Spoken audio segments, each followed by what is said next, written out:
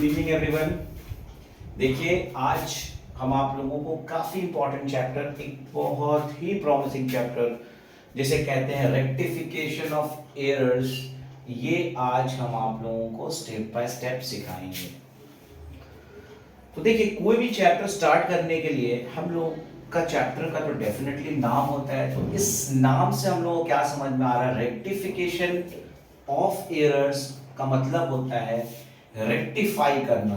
Rectify करने का मतलब हम कहेंगे ठीक करना। ठीक करना, क्या चीज ठीक करना? एंट्रीज ठीक करना। एंट्रीज जो प्रॉब्लम्स हो जाती है, एरर्स मतलब गलती।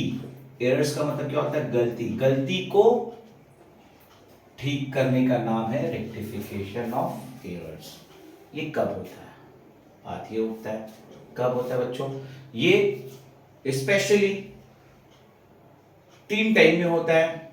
कभी फाइनल अकाउंट से पहले होता है, फिर फाइनल अकाउंट के आफ्टर द ट्रायल बैलेंस से पहले होता है, फिर ट्रायल बैलेंस के बाद होता है फाइनल अकाउंट बनाने से पहले, और एक होता है फाइनल अकाउंट बनाने के बाद।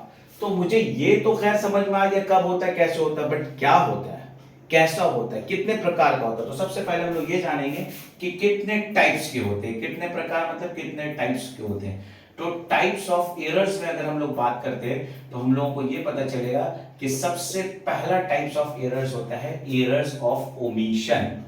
क्या कहते हैं बच्चों? Errors of omission. चलो, ओमिशन का मतलब ये होता है, संग संग आपको ये भी बता दें कि एरर्स ऑफ ओमिशन पहला एरर है, मतलब इसमें हम लोग एक एंट्री हुआ और उसे कहीं एंट्री नहीं किया। आप एंट्री नहीं किए, एक एंट्री करने के बाद उसको कहीं और किए ही नहीं, तो इस तरह का एंट्री को अगर हम लोग रेक्टिफाई करेंगे तो उसे कहेंगे एरर्स ऑफ ओमिशन। एक और आपको दिखेगा एरर्स ऑफ कमीशन। ये कमीशन बहुत बार दिखेगा आपको। क्या होगा कि आपको किसी को देना था 500, आपने दे दिया 400, या आपको किसी को देना है 500, आपने दे दिया 600। तो ऐसा हो सकता है गाइस, ऐसा होता ही है। तो इस तरह का एरर्स को कहते हैं एरर्स ऑफ कमीशन। तीसरा टाइप ऑफ एरर्स होता है एरर्स ऑफ प्रिंसिपल। प्रिंसिपल मतलब कि आपने उसका नेचर को ही चेंज कर दिया। एज फॉर एग्जाम्पल, आपने खरीदारी किया लेकिन लिख दिया सेल्स अकाउंट में, डेटर को कुछ पैसा दिया लेकिन लिख दिया क्रेडिटर का, तो मतलब बिल्कुल ही बदल दिया, प्रिंसिपल ही बदल दिया। तो इस तरह के एरर्स को क्या कहते हैं? Errors of principle. और चौथा और आखिरी एरर्स जो आपको देखने मिलेगा क्वेश्चंस में, वो है एरर्स ऑफ कॉम्पनसेटिंग एरर्स, जिसे कहेंगे कॉम्पनसेटिंग एरर्स।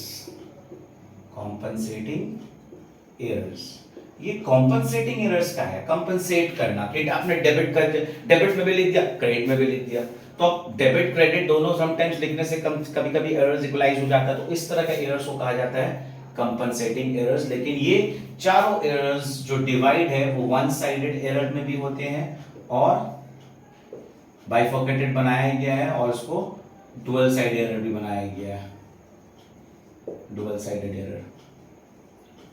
ओके, तो आप लोगों ने जाना कि रेक्टिफिकेशन कैसे कहते हैं, किस चीज के बारे में एरर्स हम लोग पढ़ेंगे अकाउंट्स में, और कितने टाइप्स ऑफ एरर्स है, ये भी आप लोगों ने अभी जाना।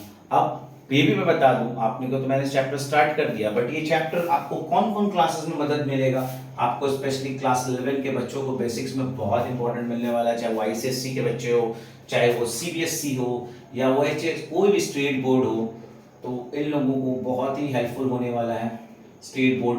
एंड अपार्ट फ्रॉम दैट कोई बीकॉम स्टूडेंट अगर आए तो इन लोगों को भी काफी हेल्पफुल है।